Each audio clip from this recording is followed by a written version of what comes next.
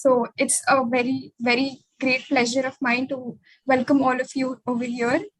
And we have 2 to 3 questions for you to get a feel of how you feel about this webinar. We are very, very happy that all of you have joined us, and we hope that we're going to get tons out of this session. So I would like to call upon Samruddhi to display those questions. They are poll style questions, and everyone has to answer these. So Samruddhi, can you show those questions, please? Yes.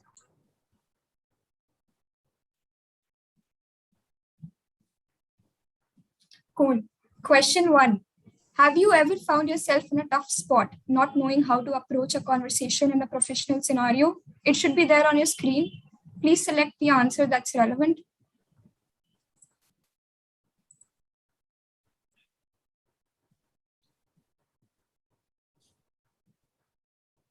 Did everyone respond?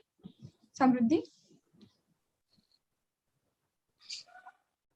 Yeah, Sneha is coordinating it. She'll just let you know. Yeah. It's a scenario that all of us face a lot of times. I am just a college fresher. I joined JP Morgan last year, like Madhura ma'am said, and I worked with them. And this is a scene that I've faced so many times, especially in these times of offline work from home situations. So I guess a lot of you can resonate, and I'm looking forward to how to address this situation.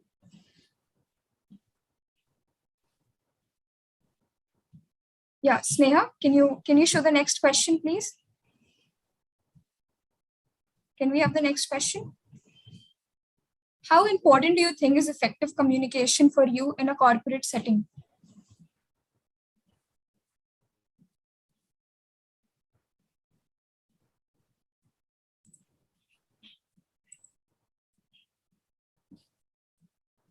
Has everyone answered this question? I don't think anybody is going to say that communication is not necessary in a corporate setting. I think in these times, communication is like the be all of your job right now, because until unless you are able to communicate effectively, communicate clearly what you want to say, even those very good actions might not reach a lot of people. So with these introductory questions, I'm going to start the session. I want to first introduce Madhura ma'am, who is the founder and CEO of Aspire for Her, which is a wonderful, wonderful organization. And it's just not enough to introduce her in a line. So I have prepared a paragraph for her introduction. Please, I'll speak it out. So Madhura ma'am, Madhura Das Gupta Sinha, is the founder and CEO of Aspire for Her, a social startup to motivate young women to enter and stay in the workforce. She has been a banker for the last 25 years, holding leadership positions in IDFC, Standard Chartered, and ANZ Grindlays Bank. After an MBA from XLRI and electrical engineering from Jadavpur University, she has several firsts to her credit, including launching and leading priority and preferred banking in Standard Chartered and pioneering the concept of employee experience in IDFC. Madhura ma'am was one of the 12 women across India to be awarded the British Chevening Scholarship in 2003. Please join me in welcoming her on board. Thank you so much, Parul. Yeah, I would like to hand it over to you for explaining what Aspire for Her does and giving a brief introduction. Thank you so much, Parul. I think today the group of people we have here is very special, primarily because we have a lot of new institutions which have actually joined us. So first of all, I think thank you, Paroma, for making the time.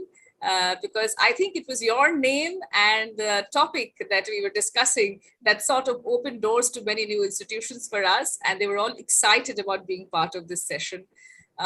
Just to tell you a little bit about Aspire for Her, we launched 18 months back on Women's Day. And as Parul said, that I've been a banker and I was getting very disappointed with the numbers coming out of India, and these were the gender numbers coming out of India.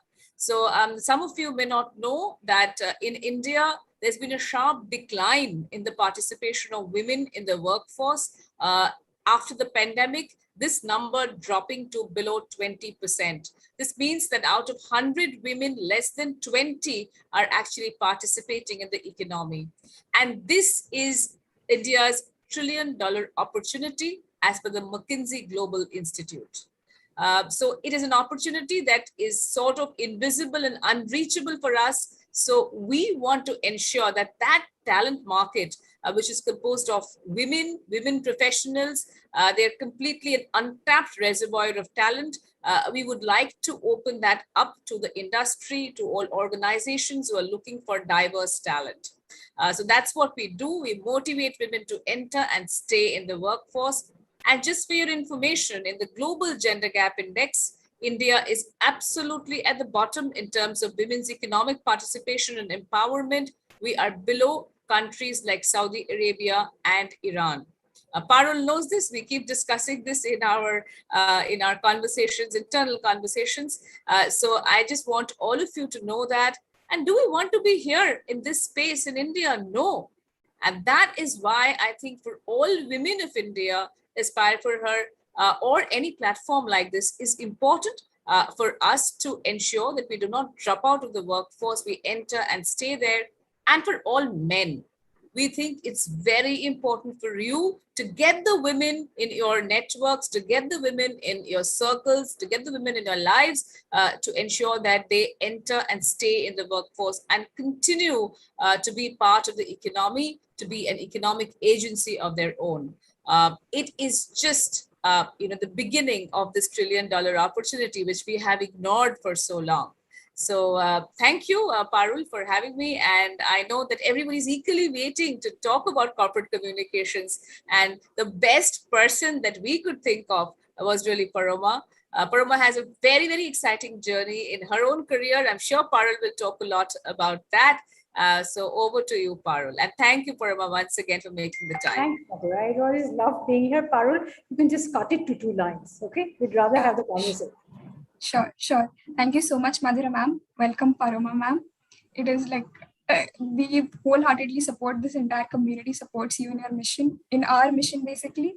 And now I would like to hand over to Pamela, for who's my co-moderator, for going ahead. Hello, everyone. Welcome, Paroma ma'am. I know you said that it should be just a 2-liner introduction, but your accolades, we can't just keep it down to just 2 lines. So introducing Paroma ma'am, she's a communication, advocacy, and public affairs professional with more than 2 decades of experience across global organizations.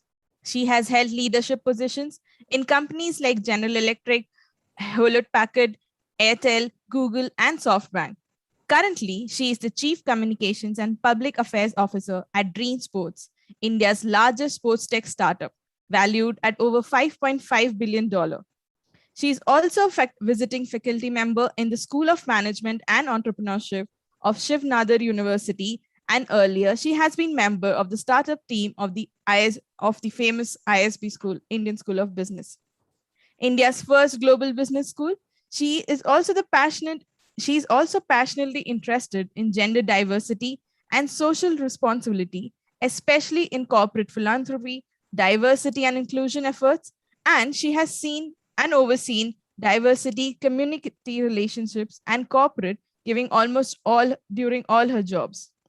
She holds a first-class graduate and undergraduate degree from Presidency College in Calcutta, my hometown as well, and she has completed a press fellowship at the University of Cambridge, UK. She loves literature, contemporary Indian art, music, films, and politics. And for today's session, I think there could have been no better speaker than Paroma ma'am. Thanks a lot for joining in for the session. And it's all over to you now. Thank you so much. I love being here and I love doing this. I'm also a part of CXXO. It's a $11 billion female founder fund, which we are very proud to do, because it just is just trying to find able women entrepreneurs and help them, because the whole private equity venture capital space is such a masculine one. So I am passionately interested in diversity. I really admire what Madhura is doing, and to provide a platform. Today we will talk about, and by the way, I'm also married with almost a 30-year-old son. So I've stayed married. So life has been equally important for me as has been work. So please remember that. There's nothing called perfect balance, but we can all strive to find one ourselves. We'll talk about communications today. So I have a very short presentation. I will, who's the host of this meeting? I think I can share screen. If I can't, then we'll just talk through it. What is communication? Basically, what is communication? Can somebody say that in one line? What is communication? I'll go ahead with the first answer. Yeah, please. I think a lot of people are replying in chat, so I just read it out loud. Way of expressing your opinion, sharing information. Thank you, Kavita. Thank you, Suganya. Oh my God, a lot of people are replying. To and fro exchange of ideas. Can I ping this presentation to somebody who can share? Yeah, ma'am. I don't think I'm able to share somehow. Samriddhi, can you take care of it? No, Yeah, I've enabled the option. Who is the host of this meeting? I'm the host. I've enabled the option. Can you please try now? Just let me, it's open. So I just wanted to. Let me just see whether I can share. Yes, I can. We'll go through this really quickly, okay? All right. So even if we shouldn't do full screen, it's okay. So communication is essentially storytelling. It's all about telling a good story. You know why? It's just, we don't have any defense against a good story. It's the most persuasive communication technique used from a mother to a baby, to a CEO, to employees, and the President of the United States, a religious leader, a Hollywood star, anyone. What is a good story? Stories that stick in our minds, stories that we keep coming back to. All of you, if you think of, you have such stories in your lives. Okay? Stories that you keep, I'll give you some examples, but stories that you keep coming back to. Do you want this to be full screen? I think we are fine. I like looking at people while talking. You can see this clearly, right? Oh, yeah, we can. Yeah. You can see it clearly. So let me tell you some of the enduring stories in India globally. You know this person who he is? Right. So his story is the one of Satyagraha, non-violent movement. He was called half-naked fakir by Churchill, the British Prime Minister of that time, because he turned up at the Queen's banquet wearing a loincloth, saying that this is how most of our countrymen dress. I cannot be dressed in finery while representing my country. So Gandhi is one of the most enduring stories of our times globally. The fakir who practiced nonviolent movement. The second enduring story, who's she? You know that. A Belgian nurse who came and made India and Calcutta her home and cared for the needy and the poor and the diseased. So the mother who cared, again, one of the most enduring stories of our time. Do you know who this person is? Jamshedji Tata, J.R.D. Tata's father, who's actually the builder of the Tata Empire. And how it happened, he got thrown out of a British establishment because he was an Indian. And he vowed to make an equally prestigious hotel right next to the club he was put out of. And thus began the beginning of the Tata Empire that you see today. Somebody who personified pride, Jamshedji Tata. Slightly moving to our times. Who's this person? Come on. One of the greatest innovators of our times, Elon Musk, who's behind Tesla, the first electric car, the first mission to Mars, SpaceX, which is now doing. Elon is a maverick. He is an innovator who put up his first factory when he was 16. And he slept on the factory floor for 4 years so that he could plow his money back into the factory and put his 2 younger brothers through college. His father abandoned his mother and 4 children, and he was the eldest. Elon Musk, one of the most enduring stories of our times. Do you recognize this guy? What's his name?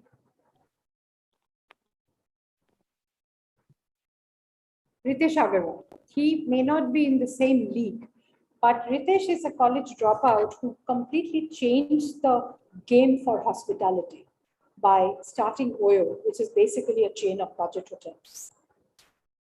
His story is that of a college dropout who changed the game. He's one of the most successful entrepreneurs of our times, homegrown Indian entrepreneurs. He's been through rough times because of the pandemic, but his is also one of the most enduring stories of our times. These are stories you come back to. Each one of them is a story, and each one of them is a brand because of the story. Very important to understand this. So now that we have said that what constitutes a good story, it is this ability to have one message, one good story behind every person, every company, every brand. Your best way of capturing what you are about, your brand is about, your organization is about, it's about your story, the message. So the message, and now the content, and how to deliver that content, which is the second part of storytelling, second part of communication. So let's have some fun with this. 1942, none of us were born, I know. Our chances are our parents were not also born at that time, but it was the Quit India movement. You must have read in history books. Gandhiji, who was the perpetrator of non-violence, realized in 1942 that the mood of the nation was being restive and non-violence is not really working anymore. We've had the non-cooperation movement, the civil disobedience movement. So he actually started Quit India, which was armed and violent, an armed movement to throw the British out. How did he do that? He gauged the mood of the nation by using intelligence and empathy, intelligence and EQ. You must understand your audience for that to tell your story. Think of yourself, your company, your brand, your product. You have to know the audience before you approach. So intelligence and emotional intelligence especially, very important to tell a good story. One example, clarity. This is just a fun example. We don't really talk like Shashi Tharoor, right? In real lives. So when you're telling your story, you must be clear. And again, must be connected to the audience. The purpose of telling a story is not to show how intelligent you are, how clever you are. It's how effectively you're telling a story and how clear is your message. Big words, bombastic sentences, don't do it. Particularly now, when we all read on devices and time is so short. So clarity, intelligence, empathy, clarity.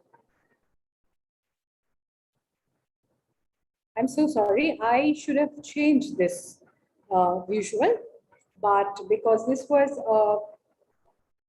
a meeting in Houston when Donald Trump and Prime Minister Modi were together.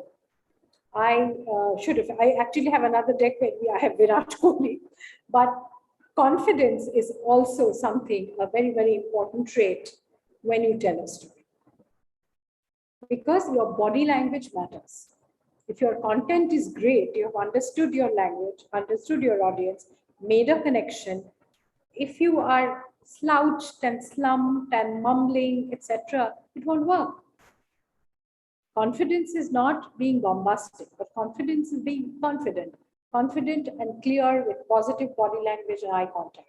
I take a much longer class on delivery of storytelling where we actually analyze all these things. How to make eye contact, how to speak in a positive tone of voice, how to have a positive body language. So confidence is very important when you are particularly telling a story to large audiences. This is one of my favorites. This is an example of empathy. This man is the Airbnb CEO, Brian Chesky. When 2020 pandemic happened and hospitality was impacted very badly, Brian had to let go of about half of Airbnb employees because he had to shut down new businesses, etc. This is one of the finest examples of empathetic communication. He connected to the employee saying that we have to let you go. Business is in a very bad shape, but we'll help you get outplacement. We will help you with other opportunities. We will give you medical insurance. This is widely available on the internet. Please find this and read it. Empathy is a very, very key communication trait. The ability to put yourself in the other person's shoes and while having particularly difficult conversations. Suppose you have to let somebody go. You are giving a very strong performance feedback to someone. Empathy and respect for the other person is the keystone of difficult conversations.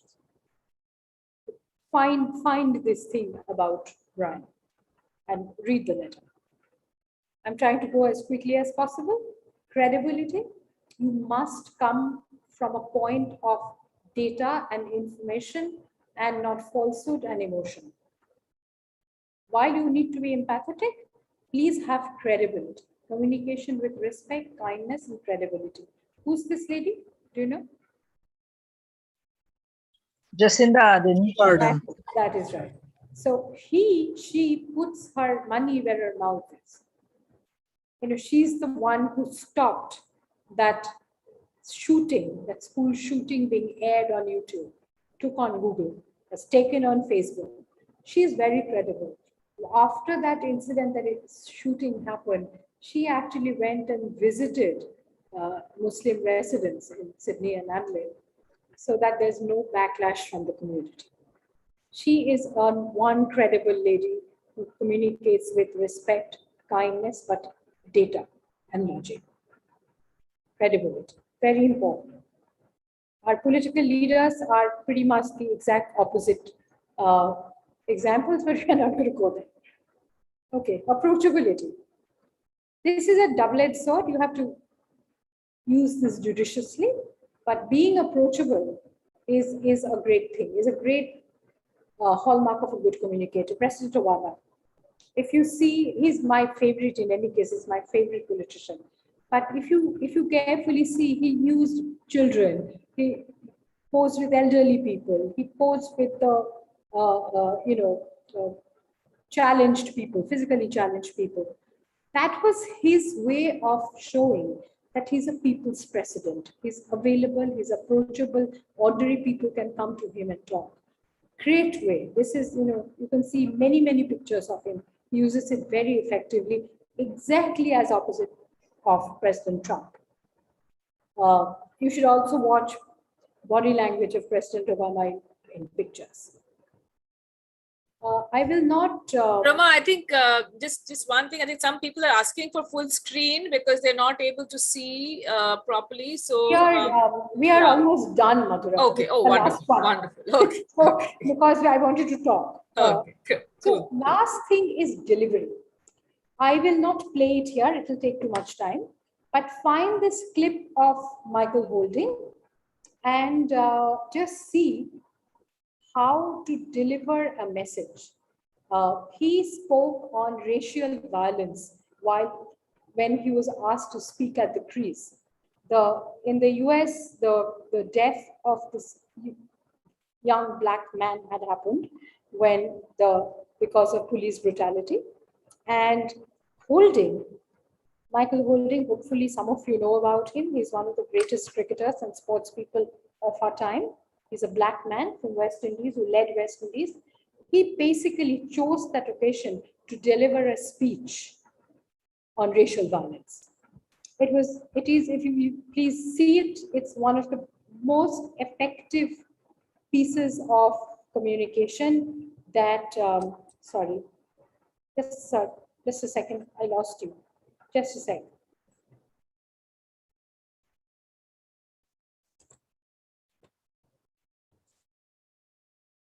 Yeah, so basically, if you can find it, this is very easily found again.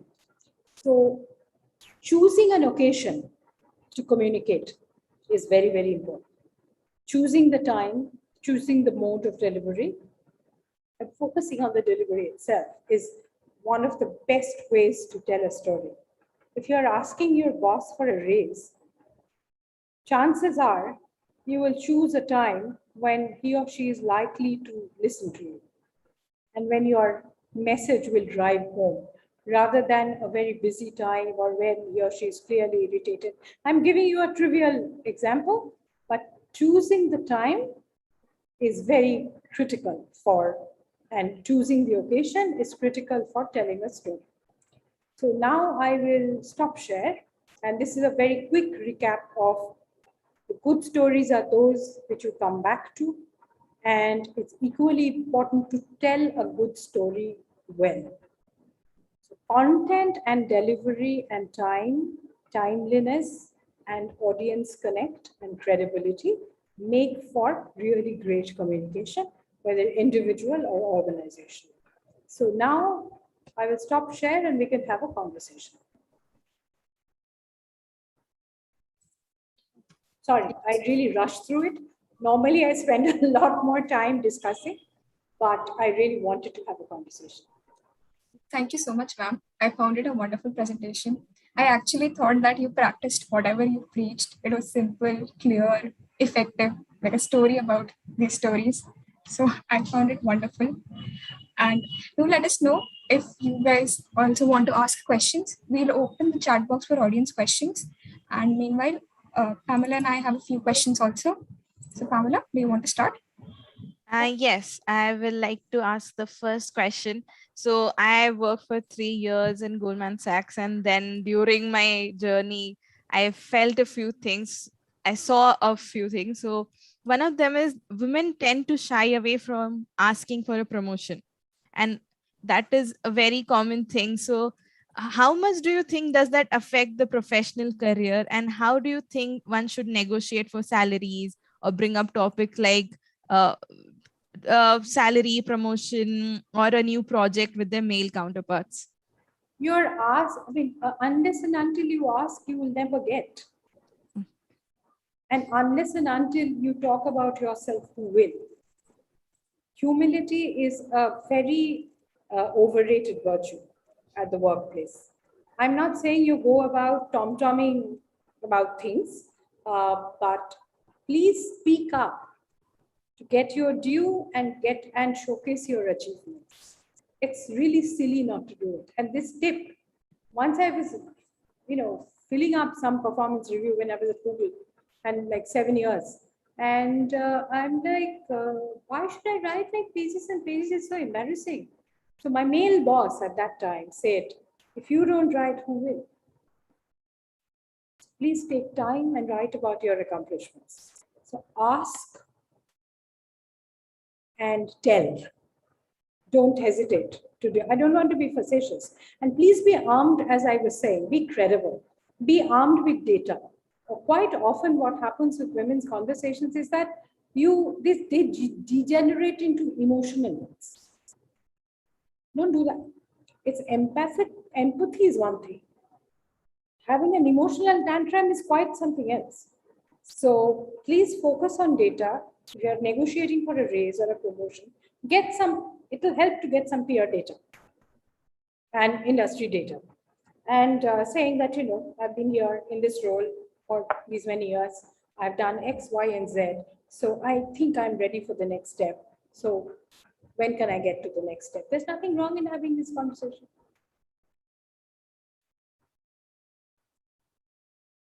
Second, I'm just going to go off video for a bit, but I'm here. I'm just going to plug in my Mac to a power source.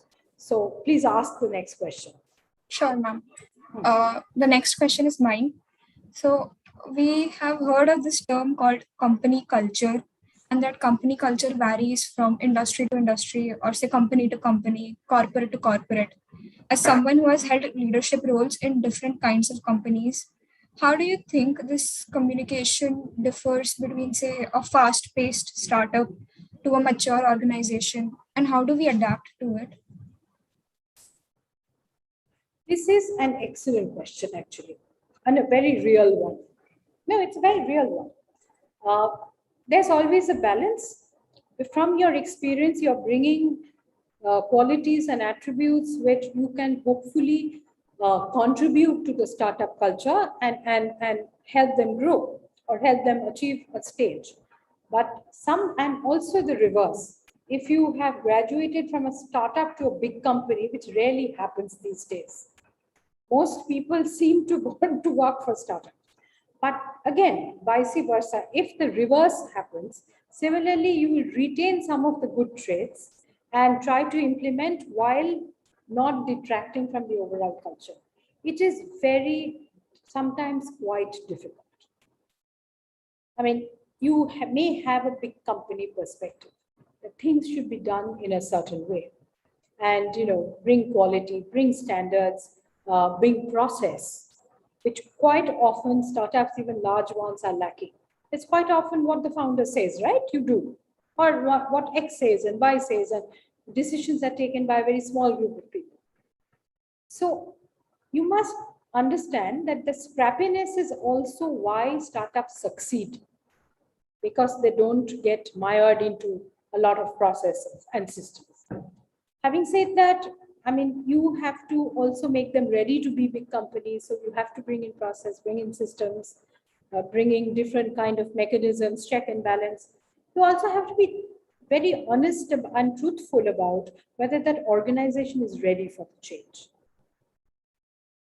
So in order to be a change agent, you must test the readiness of the organization both ways.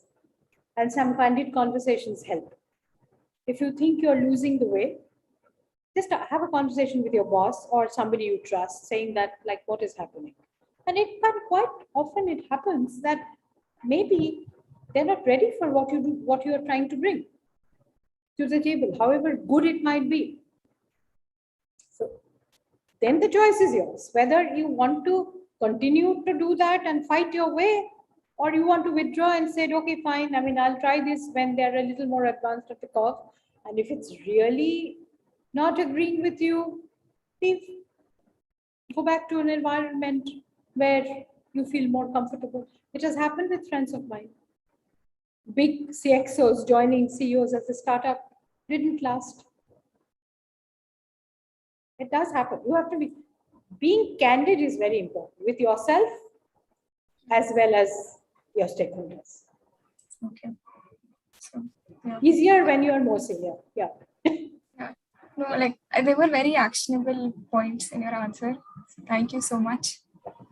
And ma'am, I have another question actually. I think a lot of people in the audience have also asked this question. Lots of questions. I'm just saying. Yeah. So we're compiling all of them. Thank you so much, all the people who are asking these questions, and we are going through all of these questions one by one. So the next question is that English is a global language and it is mostly used in all kinds of communication in the corporate world. But for a lot of us Indians, English is our secondary language, not our primary one. Sure, yeah. So a lot of times, a lot of people are not very comfortable with it because it takes practice. So that results in shyness in speaking up in a lot of cases and underconfidence. So how do you think people should tackle that? How can they gain confidence level in speaking up? Uncannily, somebody else asked me this question last week, and I was doing a similar talk with women again. So confidence will not come overnight. If it's really speaking, you should just practice in front of a mirror, in front of audiences, or small audiences, your friends, your family. It's a great way of getting rid of some of this. I mean, when we do a class on storytelling in my communication, in my MBA class, I actually make them go through an exercise of presenting to each other.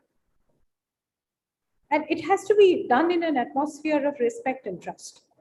But there's nothing, I mean, wrong. I mean, wrong in its English is not your second primary language. So it's fine. I mean, do we laugh at Croatians and Russians and Chinese for their accents? No, we don't. So, I mean, what's the point with if somebody has a Bengali rounding or a Punjabi drawl or a Tamil twang, so be it. Those are our people. We are them. So I wouldn't worry too much. I've worked with German colleagues who I barely understood. My Japanese colleagues could barely speak English, though they wrote very well. Those are secondary. You can work around them. But more important is confidence, which comes from credibility, which comes from data.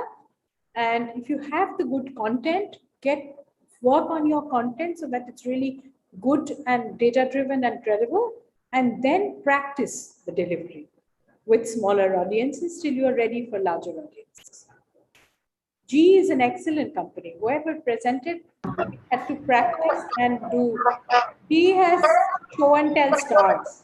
So, I mean, I really learned presenting there from there. Practice, practice, practice. Yeah. Thank you, ma'am. Thank you, ma'am. Yes, definitely practice will make one perfect, especially for speaking and confidence. So we have lots of chat questions coming in. One of the questions that many of us would have faced also. So she has written that in her work experience, she has found that managers often assume that the good ideas in a team project have come from the male members. There's certain kind of a bias during those times. So she had to go through great lengths to prove that the idea was hers. So she wants to know, how does she fight through those situations? Unconscious and conscious bias, part of our lives. Okay. But increasingly that's going. In an all-male environment, you'll always have it. One of the best bosses I've had, who's now the CEO of a very well-known big company, once told me, you're way too aggressive for your own good. So I told him that, would you have told this to X and Y? So, which are two male members of our same team. We all reported into him. And he actually sat down and said, no, actually, I'm sorry about that. But he also told me something which I remember till this day. The key is being effective. To accomplish deliverables, you have to be effective. So if that means toning down your aggression a little bit and being a little more collaborative, or at least appear to be a little more collaborative, can do the trick. Even if you are not collaborative, you don't feel like being one. Nobody is cooperating with you. You start cooperating yourself and make a great show of cooperating. All these things help. This may sound cynical, but these are very pragmatic tips. But since I've worked for almost 30 years now, including my journalism days, I would just say, where you don't feel a connect, where you do feel sort of, underappreciated and consistently, maybe you should just cut loose and go to another workplace which appreciates. I think we make a great show of staying in and trying to turn the situation. Sometimes it does happen. When it doesn't happen, cut your losses. Life's too short. Yeah. Thank you, ma'am.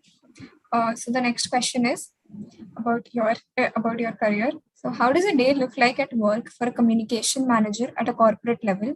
What are the activities involved? This is too long to answer. Essentially, you're always in a crisis mode and mostly bearer of bad news. So, it's a plain truth. You're firefighting for media, with government, with X and Y. Communications is a function. If done well, you can be the ear and eyes of the CEO. And that's where when you don't have also a lot of sanctioned power, you wield authority through influence. Key is to build influence. Lots of people ask me when I talk to communications professionals as to, how do I earn a seat at the table? I mean, how do I get a seat at the table? Nobody invites me to anything, etc. I'm only executing. I would just say, earn that seat at the table. Speak from a point of data. Speak from a point of confidence. Proactively try to gauge what the needs of the organization would be and try to fulfill them. So you earn that seat at the table of a key influencer. That's the best outcome. Being in PR and communications is not about being a pretty skirt, not about writing bombastic English, not about, though it's quite true that you need to have really good networks. I can talk to almost any major editor in India who have built that network over years. So, but the key is the influence you build through your work, through your credibility, and through your networks. Thank you, ma'am. Yeah, purple eyeshadow is not going to do it. Yeah. There's another question that's been coming in a lot actually because of the crowd we have. There are a lot of past working women's out there. So they have been asking this question is how to overcome the career gap when they go for an interview, if they have taken any kind of maternity leave, and sometimes even for some other family issues, they might have taken a break. So how do you defend that during your interview? Actually, it's becoming easier and easier. A lot of companies now have started career tracks for getting women back on track. So, first and foremost, search out for those companies where they have these programs and there's no active bias. So that should be the first choice. And the second choice is be very candid and upfront about the gap that maybe you took care of an ailing parent. Maybe you were a new mother. Maybe you relocated with your partner and have to find a job all over again. It's the best thing is to be upfront and also to keep yourself current and relevant and updated so that you can actually answer questions when asked about the company or the product or the industry. Many people neglect to do that. And at the same time, I'm super pragmatic and candid. By now, I'm candid to a fault. It saves everybody's time. BS doesn't help anyone. If you're expecting that you will get back exactly at the same level as your peer or your male peer who has actually put in a lot of work in those 2 years, chances are he would be above you and it's deserving. You have to get back at the level where you are or level where you were, not at the new level. It can happen under exceptional circumstances, but it usually doesn't happen. So it's unfair to have expectations like that. Yeah. Thank you, ma'am. So the next question is kind of taking further Pamela's question about this maternity leave. So someone has asked, and this is a question that a lot of women are facing right now, how to motivate yourself to get back to work when you can find no one else to take care of your child. I want to start again, but I'm facing this issue. Again, a lot of large companies, tech companies, have really good childcare facilities on site. I would urge you to look for those companies. A lot of the companies I work for had excellent facilities. If they don't have, please invest in good infrastructure. I always say that, if you're lucky to have family in the same city, it's wonderful, whether parents or in-laws or someone. Otherwise, I have always gone and paid my house help, our childminders way above market rate because I needed people to take care of my son. I had my son when I was 24. There was no way I could have given up work and stayed home. And fortunately, my workplace was close to home. I would actually come back, feed him, come back, feed him, go write my report, come back. If you want a career, you also have to make some adjustments and sacrifices and invest in really, really good infrastructure at home. If you can't do that for some reason, then look for work from home opportunities or become consultants, freelancers for some time till the time your child goes to school and then get back. All these things can be done. Nothing is impossible. Yes, definitely nowadays a lot of tech companies are in support of women with the daycare and Yeah. so another question that's changing the track is like one of them specifically asked that if she is in this field of academia and she wants to change to say corporate communication, how does she do that? But then I would like to generalize it more that many times we like after MBA also we'll see that first we'll join fin roles and then we would like to go for consulting or prodman. So we would want to shift roles and then there's a lot of learning curve involved. So how do you do that transition smoothly and post the transition also? You have to be in some readiness. If you want to switch field, then equip yourself with some skills and knowledge so that when you want to switch, you have a good case. Suppose you are a tech person who wants to go into tech marketing. I've actually seen a case like that. So this person used to keep volunteering for projects with the marketing team, established really good networks, did a few things on her own. So she wanted to shift to tech marketing from a research-oriented role because she thought she was a people's person. It was a good call for her. She invested a lot so that when actually a role opened up, she applied and got it. So it's also developing a sense of readiness. And sometimes you have to leave your ego at the door. Like a lot of journalists ask me, my former brethren, but how can I get into popcorn? He said, boss, leave your ego at the door. As a journalist, you're calling the shots. As a popcorn professional, whether it's an agency or a report or an organization, reporters are your customers. Your friends can become your customers overnight. So you have to leave your ego at the door. Having said that, if you develop networks, I mean, most of the major editors today were people who I worked with or are one level up bosses. I have maintained those networks during peace times when I don't need them at all. So all of them, a lot of them can be called friends who I can call up and diffuse something. But initial learning curve, invest in yourself, leave the ego at the door. These are not comms questions. These are all life questions, which is fine. But I am just surprised.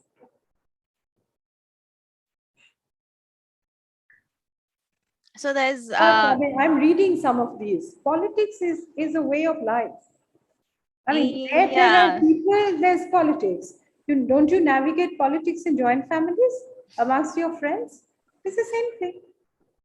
But over here, there's this one smaller question that we can ask that when we join in, we are actually juniors or freshers in the job, and there are the seniors who will ask us to do certain things. And if we give certain ideas, maybe sometimes get rejected. So how is that we can communicate our things? Part of life. Part of life. Some rejection, some acceptances, move on. Because, I mean, a lot of us come from really good academic institutions with top grades, do ACE and MBA, join as a management trainee. And if you please pardon my language, it's quoting a friend. He's saying like, you think you're bee's knees, you're probably bee's bum or worse. We all go through that because, we are readying ourselves for a different world. So some of this is just part of life and part of growing up. You're not going to get tailor-made situations. You have to make the situations work for you. Yeah, thank you, Paroma. So I have another question actually. Growth-oriented mindset Yeah. in crisis situations or at times of midlife crisis. What kind of midlife crisis? There's many kinds of midlife crisis. I just think that, if you keep investing in yourself, read, develop network, talk to other people, keep in touch with your bosses, your peers, it really helps. It keeps you grounded, it keeps you informed, and when you have that crisis facing you, you're better equipped to handle it. You will get crisis, guaranteed. Don't you get crisis in life? You will get crisis. And be brave enough to own up what you can do. The issue is that we constantly wait for what other people can do for us. What can you do to sort of deal with that situation? And as I always say, that if it's a situation that has stopped working, you're not getting hard, then the situation is not right for you. Don't overinvest. Leave. Find something else to do. Life is too short. Go somewhere where you have more connected, you're more passionate about. All the time we don't have that choice, but at least map out an exit path, exit route. I'm a big fan of that. Because sometimes, a bad career is also like a bad marriage. You can keep working on it, but then finally, if the outcome is not what you desire, then it's best to cut loose and move on. The second question, work culture for politics we have handled, growth-oriented minds, please keep investing yourself, and predefined notion. If you're armed with data and logic, most people come around. It might take longer, but they do. But not only, and also empathy. The whole approach is that whether I understand your view, you understand your view. Sorry, there's some background noise. I understand where you're coming from, but I really think this would help, and then give your reasons why. Rather than just saying, I don't agree with you. Right?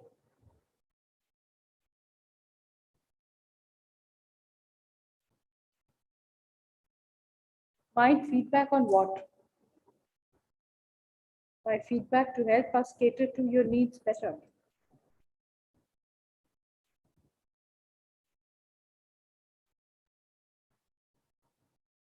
One skill to work on and build networks. Build networks, read a lot so that you write well. The stuff I get to see as emails, and it makes me cry. People don't know grammar, people don't know spelling. Please learn how to spell, how to write a grammatical sentence. People don't know. A lot of people just don't read. I had a quick test in Google, or even later. Any agency which comes to pitch, I just say, what are the day's headlines? Tell me without looking at the device. 90% fail. Please read, learn how to write, build networks, and a little bit of pleasantness will go a long way. If you're really wanting to do a career, build a career in corporate, I think these things help. And things that don't be afraid. If you are afraid, you can't do jobs like this because you're often bearer of bad news. You must have the ability to say that, yes, this is what has appeared today in the media. I know that it is really wrong. We are going to try and fight this. Rather than trying to hide, behind the boss or under the table or whatever. These are some of the functions which deliver by HR is another one. You must have the ability to be the bearer of bad news, deal with crisis. So being very emotional about situations really helps in staff functions also, not only line functions.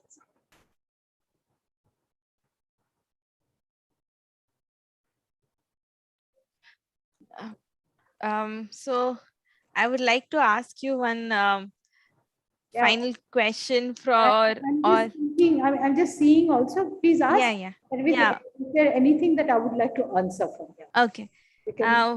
One of the questions that we would have is, what words of advice do you have for all the young women who will be graduating soon and entering the corporate world for the first time? Be authentic. Be who you are. If you're not authentic, you won't be happy. Don't go for a role. Any movement, any move is a combination of the industry and the brand and the role. When you are younger, focus on the role, how meaty it is, what it is giving you to do. and how happy, how passionate you will be working on it. I mean, rather than becoming an analyst, an overpaid and overworked analyst where you work 14, 16 hours a day and you're miserable. I've met many miserable kids like that. They earn all this money, they don't know how to spend it. By 30, they're getting ulcers and worse things. So think, what motivates you? Does money motivate you? Does brand motivate you? Does the work motivate you? It's a combination of all three. And working in a sunrise industry is always good, which is actually growing, where you can grow with the industry and with the brand. But generally, a decision for money is a bad decision.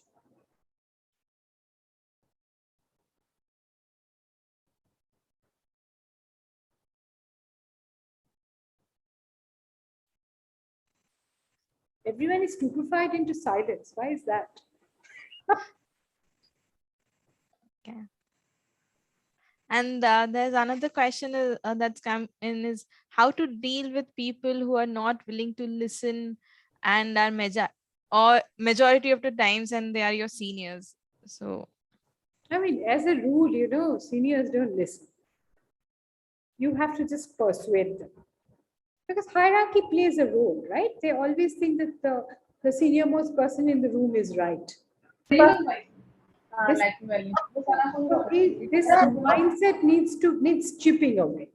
But at the same time, if you are someone consistently who's coming from a point of credibility, you have good data, you have good examples, you're confident, you're coming across as a friendly, approachable person. That's why I started with the storytelling. If you have a good story and you tell your story well, a lot of these go away over time. That's how careers are built. And again, I'm saying that, if in places you feel very, very sort of underappreciated, or you can't continue beyond a point, you have to draw a line that what is good for you and how, and rather than caring about how the world will see it, how family will see it or whoever, believe me, world doesn't care. World moves on. Maximum 1 week people will talk about it and we'll forget it. At your level, not even that. Think about what is good for you, how it resonates with you as an individual. How is it fitting into your life goals? These are a little difficult to understand when you're very young, but since we also have mid-career professionals here, it's very important to find that how the work is fitting into your life and not vice versa. The only way you can be really consistently successful where there is a balance. May not be the perfect balance, but there's a happy balance. Think about it. Madhura, I think I've spoken enough, no? Yeah, thank you. Wonderful session, Paroma ma'am. Just one thing, guys, please fill out the feedback form that's present in the chat. Please fill it out because you'll be getting certificates only after you complete that. Yeah, over to you, Pamela. I can go on for like time immemorial, but then, you guys also have things to do, right? Yeah, definitely, ma'am. The session has been so great, and I don't think I can thank you enough. So for that's why, Ruchita ma'am, can you please come in and thank you so much. Paroma. I always love doing it. I'm a bit outrageous, but then I actually mean what I say, and I speak from experience and authenticity. I think this is really straight from the heart, and I know Ruchita will agree with this. And a lot of people are saying very nice things in the chat box. Thank you for that. We would like to tell you that just like Paroma, we have so many mentors who would like to spend time with you and who would love to interact with you, whether it's on formats like this or one-to-one. And they're all very generous with their time when it comes to our members. So thank you once again, and Ruchita, over to you. But thank you. A lot of fantastic feedback coming through here. We are seeing all of that. So Ruchita, over to you. Thank you so much, Madhura. And it's actually been wonderful to have Paroma over here. I still remember that we were trying for getting Paroma here, and then Madhura said, okay, she's told after 17th September, and we did not waste a single minute in trying to get this session done. And even today, she is actually holidaying, but she still has kept this. I'm not holidaying. I'm just working from home. It's in fact, impossible week. But I declined all my meetings and moved them around and said, this is on my calendar, I'll do it. Fantastic. So that's the kind of, we find leaders who are amongst Aspire for who want to give their time. And just yesterday, when we were having a dry run with the team, the first thing I told them is, can you put your videos on, because it's eye-to-eye contact. And I think our generation does know about it. Today's generation, most of the time, feels comfortable just closing the videos. But these are small things that actually build your confidence, which we don't realize. It's just at the back of it that just happens. And the moment you have to open your video, you realize you can't speak because all the time you've been speaking behind the curtains. So these are small things. These are definitely out with different generations. And I can say that if today you know your work thorough, you are clear what you want to do, the confidence automatically comes in. If you are not pretending, you are not trying to show off, you're not hiding. It's okay to be who you are. I see a lot of people, even when, we send WhatsApp messages, there are some who cannot answer and just leave the message.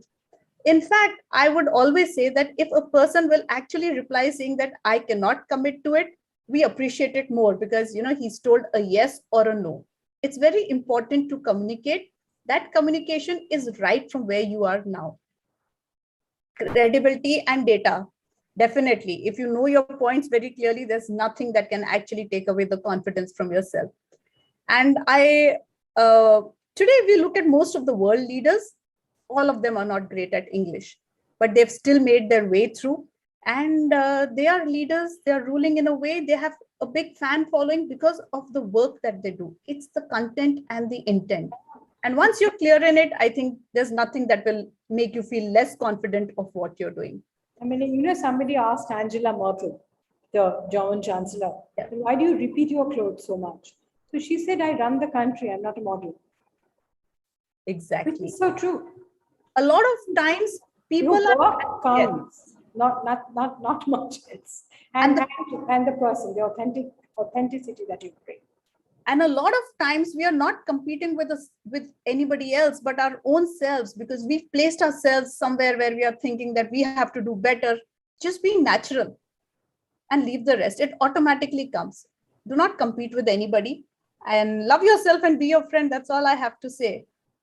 Thank you so much, everyone, for joining us. Thank you, everyone. And, where is that phone that you've sent? It's in the chat box, I think. We'll send it across. I think that would be good. And if you really have questions, there are easy ways to find me on LinkedIn. I actually try to answer the questions I get. So, it may not happen immediately, but over time I will. No, the brilliant thing is that all of these attendees here, I hope that all of you have signed up for Aspire for Her, because anybody who is a member of Aspire for Her can actually reach out to Paroma with any questions as a mentor. So, and that's the beauty of having a platform like this. So I hope that you've taken the 3 minutes of your life to sign up. And, if you need any, and I know a lot of people are saying that please bring Paroma ma'am back again very soon. Of course, we will try to do that.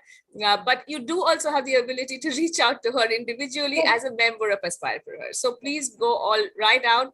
LinkedIn and all of those, modes and channels are obviously there, but Aspire for Her is also a platform just meant for this, so that young members can reach out to women leaders like Paroma to just talk about their future and get professional advice about what they can do better. And we felt that communication was something that was required in every professional path that you follow. So this is not about being a chief communications officer. It's not about excelling in the corporate communication piece. It is actually about communicating, and that's what Paroma brought out so beautifully in her entire piece, I think. So thank you so much, Paroma, once again. Thank you very much. It is available to women outside India. Yeah, somebody asked.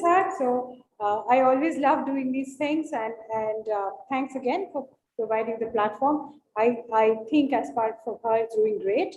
And thanks all of you who participated so enthusiastically, and the two moderators. Big thanks to you, and I hope to see you soon again. Absolutely. Thank Thank you. you. Thank you, ma'am. Thank you, Paroma. Thank Thanks, you. Pamela, Parul. Well done. Pamela and Parul, the two P's, yes. Yes. Yes. Big With the thanks. third P. The third P, Paroma. P is a good thing. Good letter. Okay. Bye. Fabulous. Thank you so much, guys.